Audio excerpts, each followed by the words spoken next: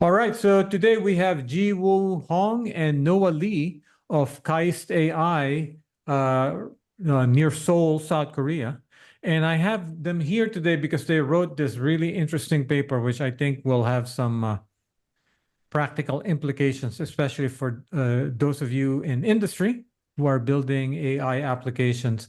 The title of the paper, which I will link to in the episode notes, is ORPO, Monolithic Preference Optimization Without Reference Model. And with that, Jiwoo and Noah, welcome to the Data Exchange podcast. Thank you for having us. Yeah, my name is Jiwoo. Yeah.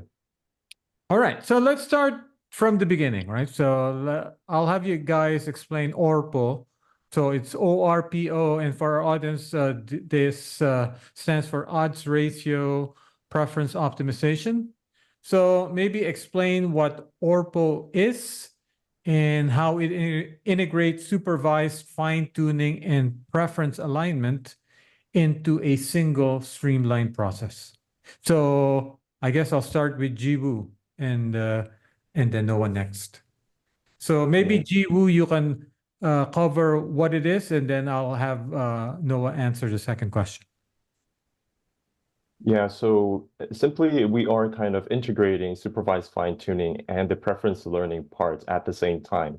So by saying odds ratio, it is kind of statistical term of kind of measuring which event will happen more likely than other event. So we kind of use that term in the deep learning, and we are kind of using for the preference learning parts. So what we thought is maybe during the supervised fine-tuning, if we use the odds ratio concept in the preference learning parts, then we can maybe do the preference learning and the supervised fine-tuning at the same time.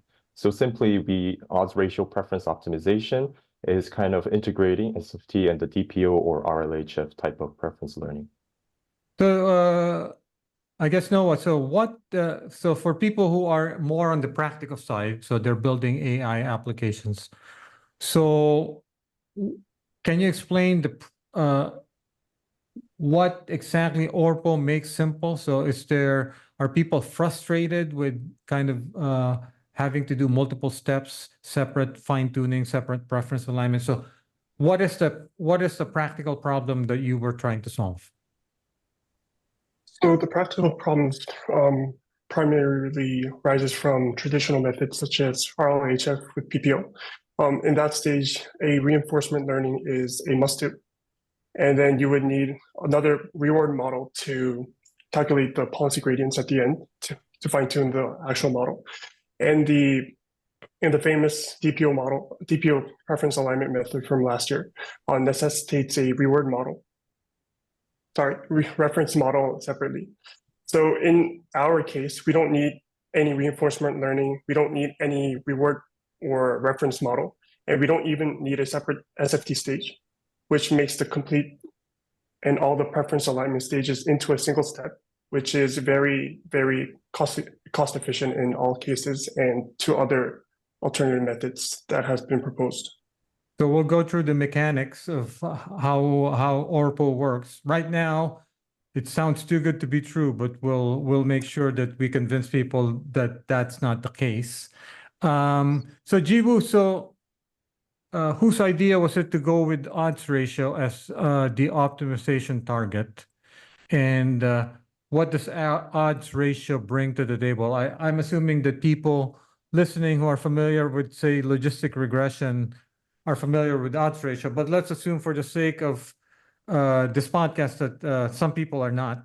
So whose idea was it to use it, and what were the advantages that it brought to the table? Okay, so I came up with the odds ratio parts, but actually we both have majored the statistics in the undergraduates. So for us, the multinomial logic model, which is the multinomial regression model, is really kind of familiar to us. And we were looking at the DPO loss function, and we were kind of thinking, yeah, so if we go to the statistics side, then we are using multinomial logic model to kind of compare the likelihood of the two events, let's say A and B. Then we want to kind of mathematically measure if A is more likely to happen in comparison to B. Then we can use the multinomial logic model. And so we kind of adopted those kind of concepts to this deep learning and the large language model stage. And we found it is really efficient in learning the preference. And actually, it might be a bit deep, but if we go to the gradient side, the gradient analysis, it also had kind of additional advantages in during the learning stage of the models. So, Noah, could you walk us through the objective function of ORPO? So how does it exactly combine supervised fine-tuning and I guess the preference alignment in one step? So for the past methods such as DPO to be most representative, it requires a initial SFT stage and then the DPO loss comes into account. But in our case, we combine the SFT loss, the negative likelihood, and our odds ratio loss together in a single stage, which as a result came really good, as we didn't need a separate SFT stage and a separate SFT data set that has to be really large in volume. And we only needed a 7K to 15K, but like data set size that was enough for alignment in our cases and in our most recent models. So can you, so staying with Noah here, so if you were to do RLHF, so what size of data set do you need? I think it's hard to say, but in the case of the Anthropics, RLHF, HH, harmless, and helpful data set, it's over 200K. So in our case, we only aligned the pre-trained language models up to 15K in our most recent model in using ORPO. So comparing that size and the complexity, how it's low compared to RLHF or DPO, I think our method is promising in its simplicity and its cost. So I'll go again. We'll talk about the implementation in a second. But Jiwoo, so for the paper, which large language model did you prove the concept of ORPO for? So was it just a smaller model? By that I mean 7 billion range, or did you go to like Llama 70 billion? Yeah, so in our paper, we started with 125 million OPT model, and we scaled it up to the Mistral 7B model, including Phi2 or Llama 2. But we kind of collaborated with the Hugging Face team and the Argilla, which is the data kind of related startup. So we kind of recently published the model based on the Mistral 8x22B, the MOE model. We trained with ORPO for like 1.3 hours on the 4 clusters of H100s. And we achieved really competitive results, like surpassing the DBRX instruct or those models. So we think we kind of saw the scalability of ORPO up to maybe like 140 billion model. So Noah, so based on what Jiwoo mentioned, so you went to 7 billion and the mixture of experts model. So what was the data set that you needed for that? What was the size? The data set used there was a 7K to start. So we only needed 7,000 preference pairs to make a competitive instruction fine-tuned model from the pre-trained language model. And what was, so for those of us who don't follow the space closely, so I suppose your benchmark is RLHF. So is that like you consider RLHF would be the incumbent that you would have to kind of compare yourself against? It's hard to say because in that scale, we are comparing and competing against the most large-scale language models such as DBRX Instruct and Mixtral Instruct. Those recipes are not as public, and the datasets are not as public. So our main forte of our method comes from how little volume of data is required for this alignment process.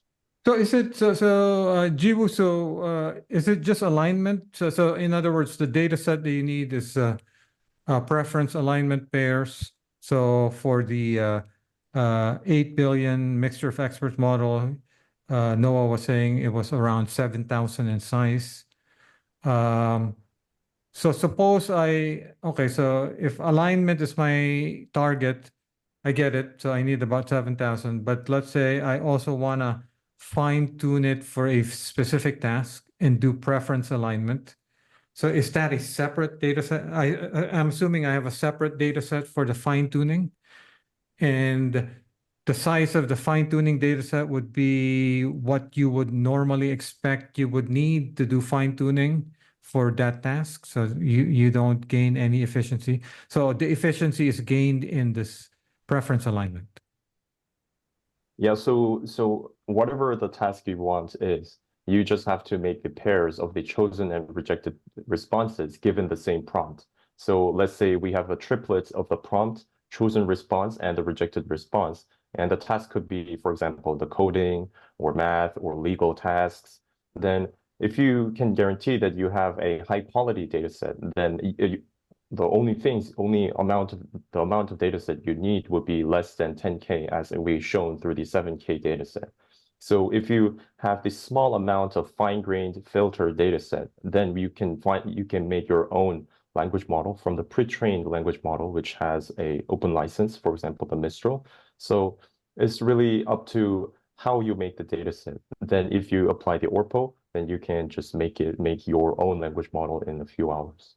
So Noah, I guess I'm going by how I think it works normally. So normally my understanding, or at least what I would do, is I would fine tune first and then I would do preference alignment. Right? So, but to me, that means normally then I would have a fine tuning data set and a preference alignment data set. So what you folks are saying is you actually only need one data set? That's true. In our case, we are saying that fine-tuning and aligning language models is not a separate stage, and that it can be combined as a single stage if you have a high-quality curated preference data set. So the preference data set, if you're going to use it to also fine tune for a task, like what Jiwoo, so Jiwoo, you were saying, so for example, this is a bad example, the coding, because coding, what do you do for preference alignment in coding, right? So bias and stuff. So let's say I have another task, right? So I have another task, I fine tune for that task, but then I want to make sure the resulting fine tuned model is fair or unbiased. So how do so I guess I have to encode both the, that this is what you need to do to get better at this task, right? So I have a fine-tuning data set for that. But in that fine-tuning data set is embedded some kind of preference alignment. So how does it work? So I'm trying to understand what data set I need to do the normal sequence of fine-tune, get a fine-tuned model, preference alignments. So now you guys are saying I only need one data set. So what do I need out of this data set?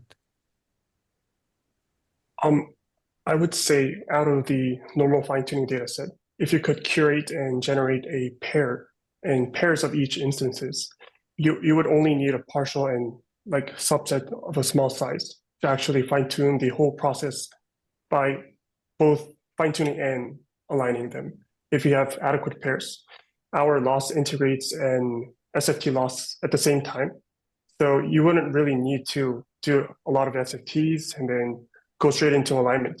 You would only need to incorporate this ORPO stage that you would both adapt to the target domain, and then align at the same time with the target preference pairs you have.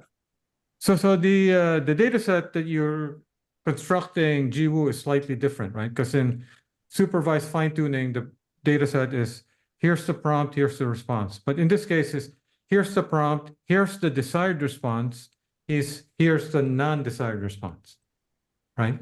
So that's correct. Yeah, that's true. So simply, as we said, the ORPO, it has the SFT loss part and the OR loss part, which is the preference alignment loss function. So for the SFT part, given the data set of the prompt and the desired response and like this preferred response, then the SFT is only happening on the chosen side, the preferred responses. So we are doing the SFT, calculating the SFT loss for the prompt and the chosen responses, and the OR loss is only happening for the chosen and the rejected responses at the same time. So simply, we are adapting the pre-trained language model to the domain only using the chosen responses, but at the same time, we are kind of teaching the model how the preference through the chosen and the rejected response pairs. So that is why ORPO can integrate the SFT stage and the preference aligning stage at the same time. So Noah, so on the preference alignment, kind of you're comparing yourself to some extent, like we discussed, to RLHF. On the SFT side, maybe LoRa is kind of what people would use normally, right? So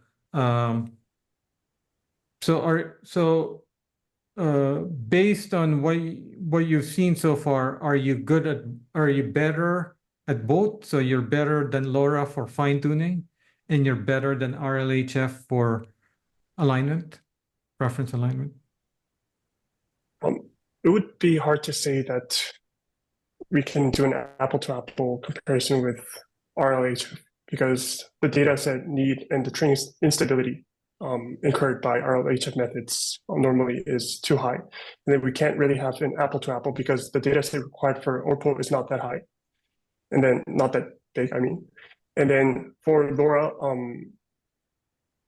we wouldn't say LoRa and ORPO is a separate method. They can be used together. We can fine-tune ORPO, utilize ORPO with the LoRa method.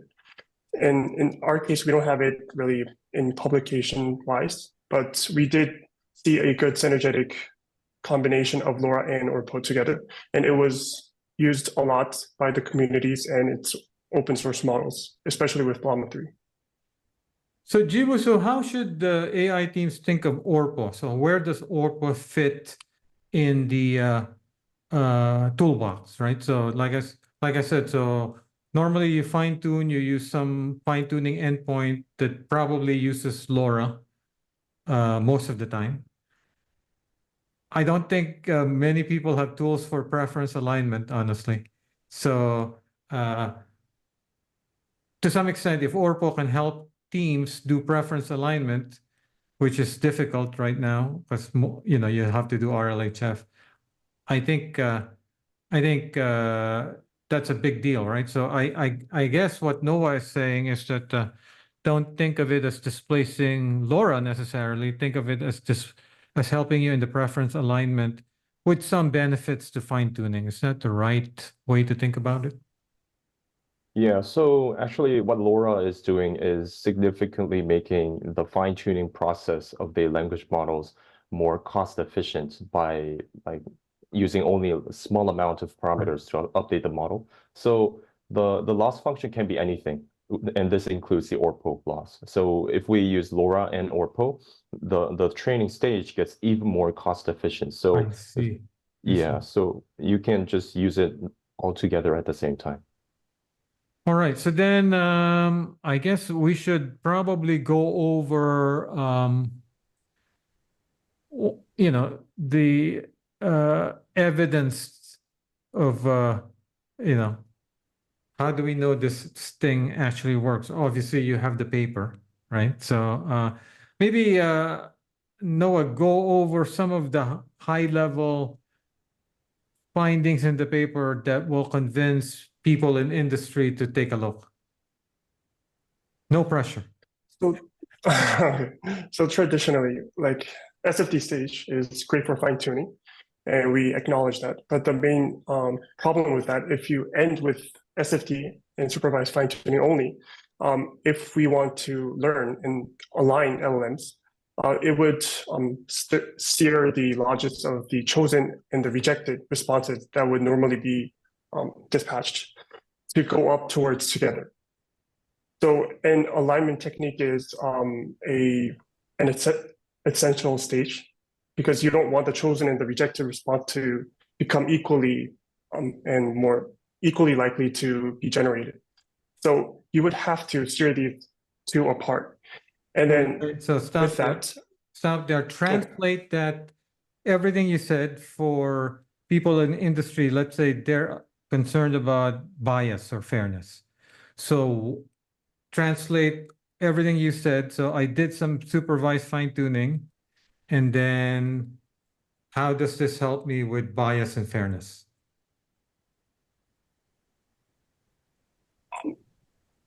The method itself. Yeah. Would- So I mean, so how would Yes.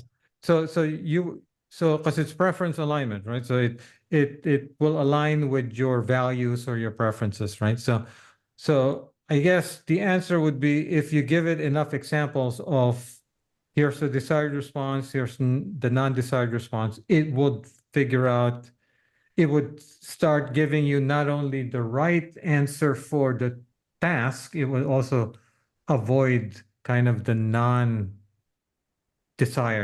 answer, which would be the biased answer.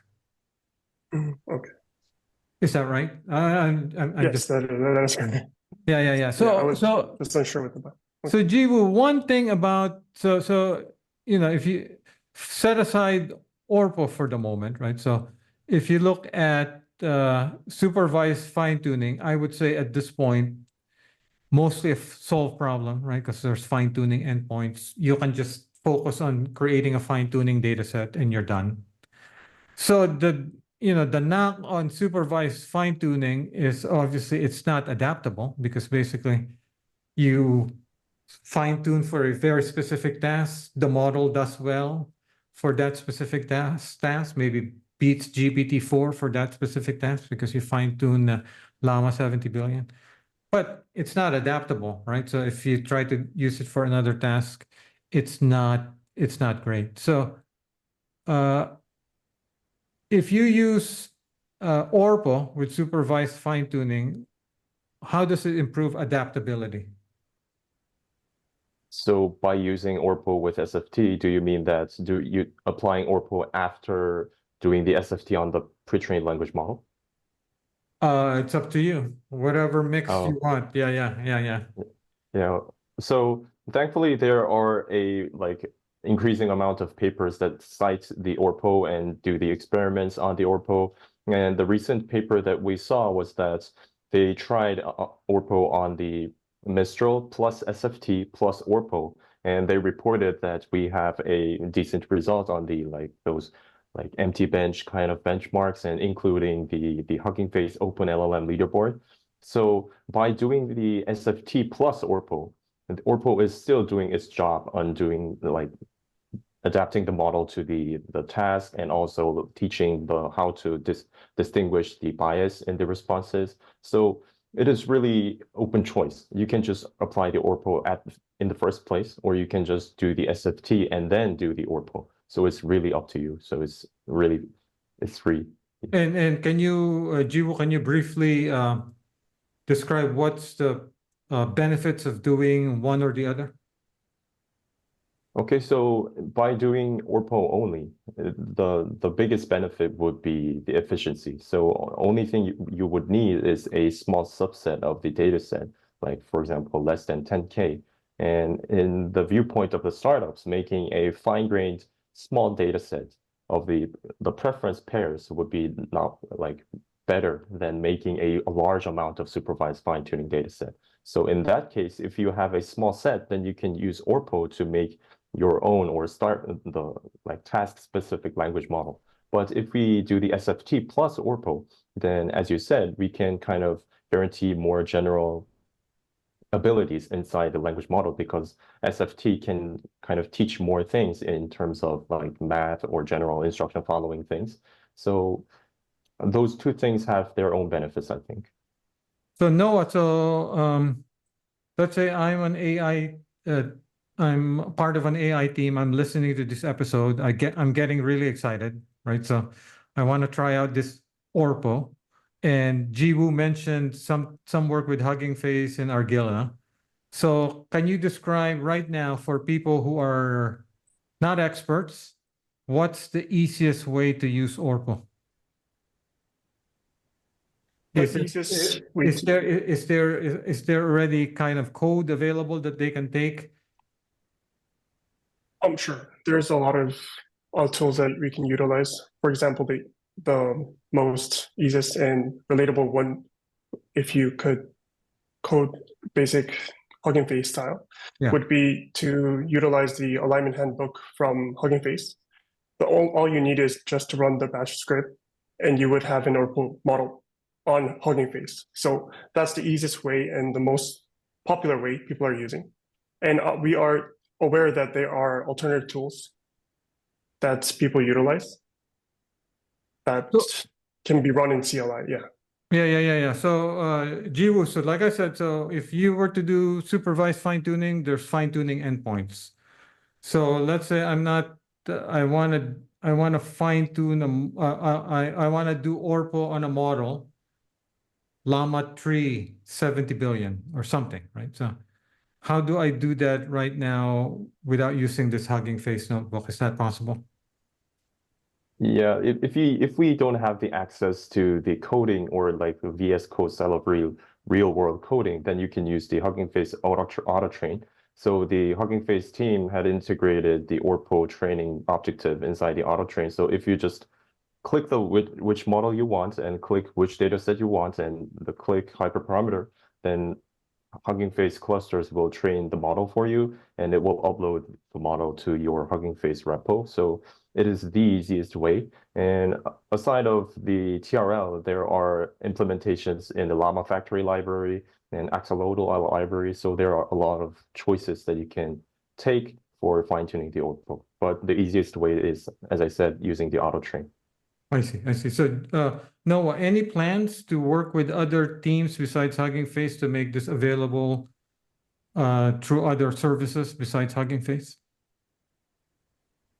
We don't have current plans, or we're not really working on that, but we're really open to that, and we are really active on how people ask a lot of questions in the GitHub issues on how we can implement them with this data set and how we can do this with our current resources. And we are very active to that. So the easiest way would be just to ask us or email us. We can help with almost anything, and we would be available in that.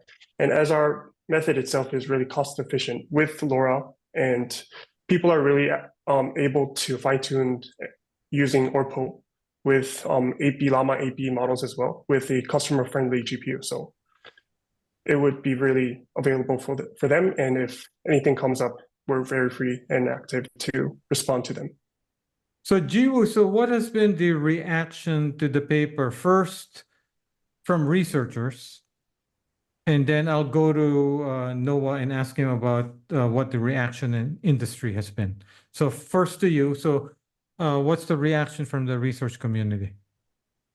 So before ORPO, the like really good algorithms like TPO or using PPO in the language models, those are really a great preference alignment algorithms. But as we already discussed about, they require the pre-SFT stage.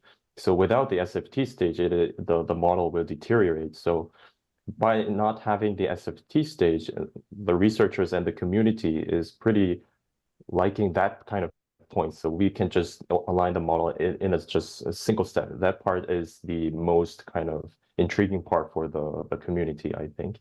And also there are some like kind of applications happening aside the language models, like for example, the diffusion models or those kind of things. So I think the community is kind of interested in applying other domains too. And so staying with Jiwoo here for a second, Noah. So are there people writing papers on to follow up on what you did? You mean by in the language models or other domains? Or any other domain, right? So ORPO for, are you starting to see people publishing papers building on the ORPO idea? Yeah, actually, we got the context from the people who work on the diffusion, and they said that they are interested in applying the ORPO to the diffusion, and we kind of are in the collaboration for now. So we got the context for applying on the diffusion, and we're kind of interested in it, so we are in the collaboration right now. So Noah, so the question to you is harder. So what has been the reaction of people in industry? Obviously, people probably read some of that work from Hugging Face, but so you can start there, and then if you've heard from other people, tell us. From the industry, the most focal to us was the Hugging Face team. And then with the Argila team, we are currently working on scaling ORPO on larger models with smaller data sets. So that may be really more details will be released in the following few weeks. And I think we can give some promising results, hopefully. And then other than that, we are receiving some context from AI industries and how we can actually utilize ORPO in a specific setting. For example, some startups were related to chatbot making, and then some were interested in the case of multilingual and kind of adapting language, and how they wanted to see how this method didn't really need to utilize a separate high scale, low resource training and then utilizing ORPO and or other alignment methods. So I didn't receive any results after than that, but we are receiving some vocal interests from the industry as well.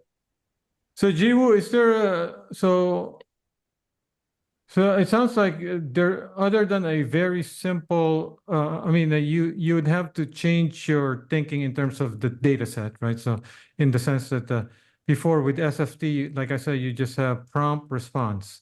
Now you have prompt, desired response, non-desired response, right? So so the prompt response, I think it's natural for people, right? Because basically, here's my prompt. This is what I want the model to do. The non-response could be much more of an open canvas. So what is the best way to think of creating an ORPO data set? So what should you do?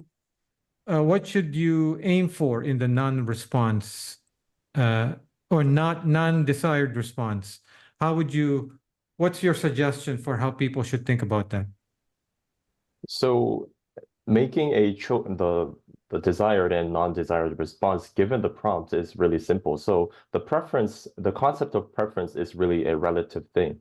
So there is a no deterministic kind of thing to say, okay, this is the bad response and this is a good response. No, but to some extent, the good response is easy for us to do, to create, right? Because basically, here's my prompt and this is what I want to happen. But in the what I don't want to happen, that could have many possibilities, right? So I guess you might end up, I guess what I'm thinking is for each prompt response pair, you might want to do prompt desired response, but maybe several options of non-desired response if you want to kind of avoid that answer. I don't know. What are your tips for how people should think about creating a great ORPO dataset? Okay, so I see. I get the point now. So if you want to make the non-desired response, there are a few choices. For example, you can make the non-responses to have a incorrect response, and the chosen responses indeed will have the correct response. Or you can just think it as how the tone is the response is happening. So if the desired responses are more human-friendly, then the non-desired responses could be a way of being more strict and there is no like human-friendly kind of chatting style, then those kind of preferences and those kind of tones can happen in the desired and the non-desired response pairs. And what is good about ORPO is that we have a hyperparameter beta so that we can kind of control how much we want to discriminate the non-desired responses and how much we want to prioritize the chosen responses. So if your dataset has a really clear preference and a really clear pattern between the chosen and the rejected responses, then you can set the beta value in a corresponding way. And if the chosen responses and the rejected responses are really in a close manner, like if they are kind of really close, then you can also set the beta value correspondingly. So you can just, in first place, you can make your data sets by your own preference, and then you can select the corresponding beta value according to your data set. So Noah, it's my takeaway from what Jiwoo just said is, okay, so if before when I was doing supervised fine tuning, I needed 700 examples for just a fine tuning step. Maybe now I can take the 700 examples for my fine tuning data set, and out of that create 3 non-desired response for each of that, right? So now I have 2100, which sounds a lot more because I went from 700 to 2100. But if you compare that to not having to do RLHF, it's much less. Is this the right way to think of it? Yes, that's true. So compared to other alignment methods, it can be very efficient. But to say is that normally supervised fine tuning in the cases of the academia, I'm not sure about the case of the industry. The volume of SFT datasets are more large. Oh, of course, yeah. Because But yes. let's say my task is narrow, right? So I can get by with a couple of thousand. Let's say 2,000. I'm able to fine tune, which I convert to 6,000 for ORPO, right? But that's still less than what I would need if I were to do supervised fine tuning than RLHF, right? Oh, that's completely true. Yeah.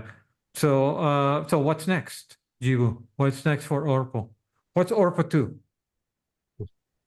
So since we are in the university and we are in the lab and academia, so we don't have a lot of resource to test on the large models. But thankfully, the people in the community or industry are kind of already uploading their models based on the Llama 3 70B or 7TB Instruct or those kind of large models to the Hugging Face repo or the leaderboard.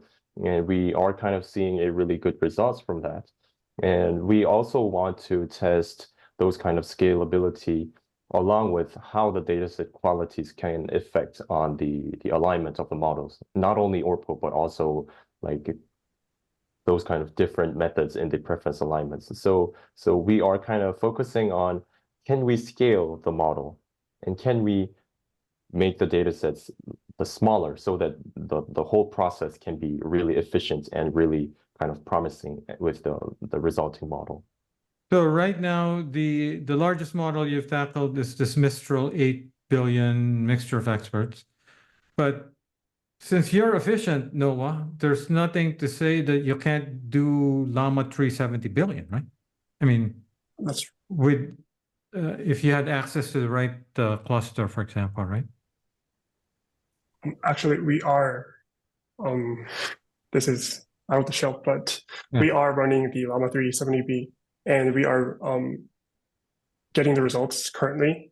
And it's hard to disclose the results now, but I want to say that our main research objective is to induce publicity and openness in this instruction fine-tuning process, because RLHF, and there's a lot of alignment techniques being introduced, but the data sets and the recipes and how exactly these are fine-tuned are not really open to the public.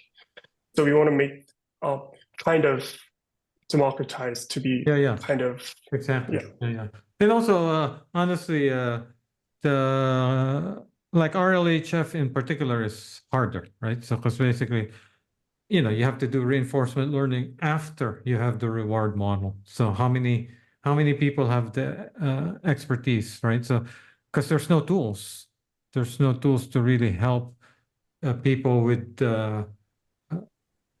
I mean AI teams that don't have the expertise to do that, right? So this seems more within reach, Jiwoo, right?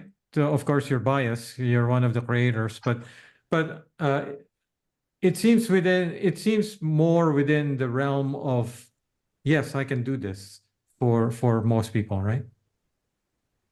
Yeah, so by using PPO, so you need, as you said, we need the reward model, and actually along with the expertise, you need a larger GPU cluster to upload the reward model, upload the reference policy, and upload the trained policy. So uploading these 3 models already takes like huge amounts of GPU memories. And actually, the recent work show that using a really strong and large reward model can make the PPO process even better. but using a 34 billion reward model will be really costly and almost impossible to the people in the academia or people in the startups. So yeah, we are kind of looking at the perspective of making everything efficient, and as Noah said, democratizing the process of alignment and making a good instruction following models. So short term, no, it sounds like you guys are focused on scale. Are there any methodological kind of things you're working on, kind of like the version 2 of ORPO, or right now it's just mostly scale? The current research interest is mostly on scaling, and the second would be to other modalities, possibly. To do what? Other modalities such as Other vision one. or I see. yes. Multimodal. I see. Yes. I see. And so you guys should, Jiwoo, I don't know if you are familiar with Ray, but you should talk to the Ray people because they can help you scale. I can introduce you to the team at any scale, for example, and Ray.io, that's open source project where that's used by a lot of teams to build ML platforms and for large scale training, including OpenAI, right? So, yeah, scale. If you need scale, that's the team to talk to. And so with that, thank you, Jiwoo and Noah. And for our listeners, I will obviously link to the paper, but I'll also link to the blog post by Hugging Face, and then you can chase down the Hugging Face resources via their blog post as well. But I'm counting on Noah and Jiwoo to have a GitHub repo that will allow us to bypass Hugging Face completely in the future. Actually, we have our code base in the paper, so you can definitely look for it. Yeah. And with that, thank you. Yeah, thank you.